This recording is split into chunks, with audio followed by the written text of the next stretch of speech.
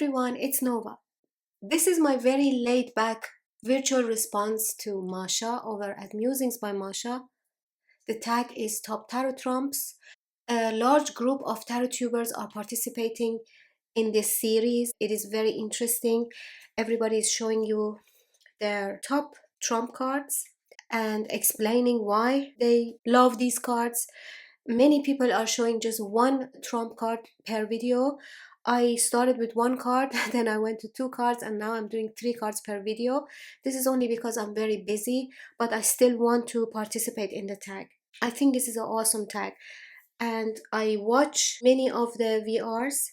I will put a few of them in the description box. I will put also a link to Mascha's channel. She has an incredible channel. She is extremely knowledgeable. Her videos are so much fun and very interesting. So if you do not know her, I really recommend watch one of her videos, any video. Just pick one and watch. All her videos are incredible. So I'm going to show you guys the strength card as number 11, even if it is the number 8 in that particular deck that I'm showing you, but we are all showing the strength card as number 11 in the series. And then the hangman and the death card. I'm showing you guys 5 cards per trump. So the first one that I want to show you, let me zoom in. This is the strength from Feng Shui Tarot. As you see, this is a Tai Chi master. I love everything about this card. It's just the image, but I feel the Tai Chi, like I can feel it. And I just love this image. His shadow, the shadow of the tree on this wall. It's just incredible. This is from the Feng Shui Tarot, which is out of print. So this is the first one for me. The second strength card that I love so much is this one from Tarot de Paris. I have the restored version of it next to it for you guys to see. This was done by Gergely Bagamari, the Midnight Tarot. Although this is a Marseille deck, as you see, it is very different than your standard Marseille or most Marseille decks that you see. And you see here that this is a proper fight. Like she is putting her whole will and power in it. And the lion is fighting back. And this is so much more realistic. If strength card is about inner strength, it really takes some fighting. It's not that simple and easy breezy like most cards, right? I just really like this one. I mean, I like them both. And look at her footwear that you see here. Gergely has done an incredible job restoring this deck. I'm going to buy all of his decks. I'm a big fan of his. So this was number 2. The third one is from Lobanco Tarot. This one is also an indie deck, out of print as well. And here you see this woman with the black hair. You see, she's sitting on a chair.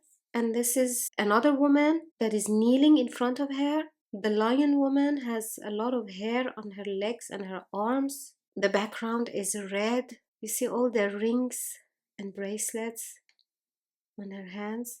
This is again that type of complex relationship that we have with ourselves, with the animal side of ourselves, with the animal inside of us. We all have experienced it. Some of us are struggling with this battle on a daily basis, fighting with the animal instincts, at the same time appreciating it as well and being close to it as well, like understanding it.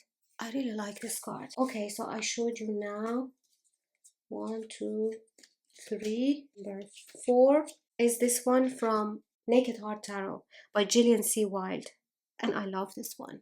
This deck is so clean and crisp. I have the gilding that I have done in gold has bleeded here a little bit.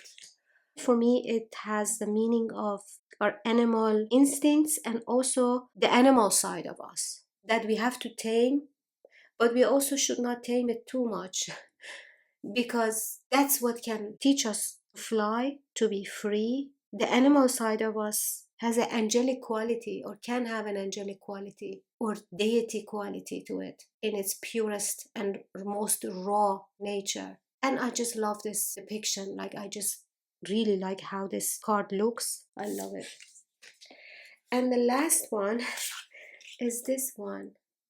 This is a black sheep from the Tarot of Curious Creatures by Chris Ann. I just love her. So sweet. So these were my strength cards. And now I'm going to show you my Hanged Man cards. The first one is from Fantastical Tarot by Natalie Hertz. I like this one because this is the most brutal way that the Hanged Man can be shown. I like how it's depicted. I love the colors. I like this moon here behind the tree. It's a dark card. It is very real, like although it is very fantastical, still it has a very real vibe to it. I just like it, you know, it's art. Sometimes you cannot explain. You cannot really bring into words why you like a piece of art. And for me, that is the case with most of my cards. Like this one, for example. This one is the Hangman from the Affirmators Tarot. This is a very affordable mass market animal deck that I love so much. And I just like this one so much. This is sad. Like, what is he gonna do? It's a beautiful card though. The yellow with these beautiful flowers. I don't know. This is one of those cards. I cannot explain really why I like it so much. Another one, I think Mascha showed this one as well. Maybe other people too. I've been watching so many videos in this series. I don't know who showed what anymore. But this has been my favorite Hangman forever, ever since I bought this deck, which was like 4 or 5 years ago. So this is from the Gentle Tarot by Marie in the Sky. If you ask me what is the number one most joyful thing to do, I would answer something like this. Being naked, like butt naked, in nature, hanging or flying and feeling the warmth of sun on your skin and the breeze of air, smelling the flowers, birds are singing here. I really relate to this situation. I have done things like this. Like not exactly this, but I have walked completely naked in nature. I've done that. And I've done a lot of swinging and other things too. This is just the most beautiful way of being in present moment. Beautiful. And I love this one from Serpent and the Peacock Tarot. This card has a story. This is an old painting. I am going to only read you one card, and it's not going to be this one. I just really like it. Let me look at it. It's just really cool. Whenever this card shows up in my reading, it just puts a big smile on my face.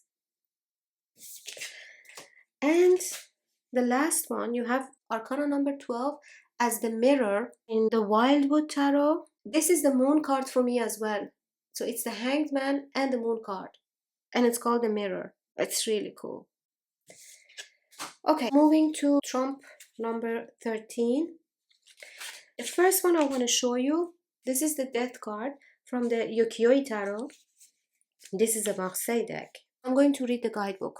The god of the underworld, judge and ruler of hell, is called Emahu in Japanese Buddhism. His expression is ferocious. He wears the costume of a Chinese judge with the name Emma inscribed on his cap. All men pass before him, and in his eyes their sins are reflected as in a mirror. His sister judges women. Emahu weighs men's sins and decides the length of their stay in hell and the type of punishment to be rendered. In Buddhist philosophy, death is only a passage from one world to another. Hell is not an eternal punishment, but rather a stage of purification and expiation for wrong actions. After a term in hell, the soul is released to be reborn on earth in animal or human form, or it can even be reborn directly in heaven. If a person has led a life of compassion and goodness, after death he or she can go to a better rebirth on earth or to paradise. Ultimately, a Buddhist's wish is to escape the confusion and difficulty of the cycle of rebirth and gain permanent enlightenment. The group of people in front of the deity are passing to the realms they have been assigned. The happier group has probably been exonerated either by good actions or by the prayers of the living. The unhappy souls who led harmful lives on earth have been assigned places in hell. The disheveled hair of the women resembles that of the courtesans that Otamaro painted and may indicate that these women are guilty of harming others through sexual misconduct. How cool is this? It's really sweet. This whole deck is like this. It has this little guidebook, but These are the explanations for each card. It's so good. You would never think that this little guidebook is this good. The next one is again another card from the Feng Shui Tarot. This one is the transition or death.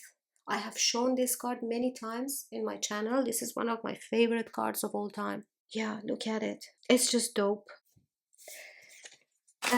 Okay, so the third one is the death card from Barbara Walker Tarot. This is like the traditional Marseille death card that you see here.